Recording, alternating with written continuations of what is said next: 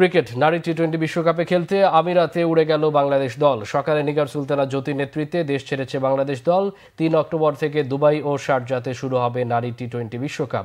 এই আসরটি এবারের বাংলাদেশে হবার কথা ছিল, কিন্তু ৫ অগাস্টের পর দেশে রাজনৈতিক পট পরিবর্তনে নিরাপত্তা ইস্যুতে বাংলাদেশ থেকে টি-20 বিশ্বকাপ সরিয়ে আমিরাতে নিয়ে গেছে আইসিসি। তবে আমিরাতে খেলা হলেও বিশ্বকাপের মূল আয়োজক বাংলাদেশই থাকছে।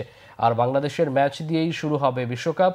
৩ অক্টোবর স্কটল্যান্ডের বিপক্ষে শারজা ক্রিকেট স্টেডিয়ামে উদ্বোধনী ম্যাচে খেলবে নিগার সুলতানা জ্যোতিরা। স্কটল্যান্ড ছাড়াও বি গ্রুপে বাংলাদেশকে খেলতে হবে ইংল্যান্ড, দক্ষিণ আফ্রিকা ও ওয়েস্ট ইন্ডিজের বিপক্ষে। এই গ্রুপে লড়বে অস্ট্রেলিয়া, ভারত, পাকিস্তান, নিউজিল্যান্ড ও শ্রীলঙ্কা। এবার নারী বিশ্বকাপে প্রাইজ মানি বাড়িয়েছে আইসিসি। প্রায় $৮০ লাখ অর্থ পুরস্কার দেওয়া হবে।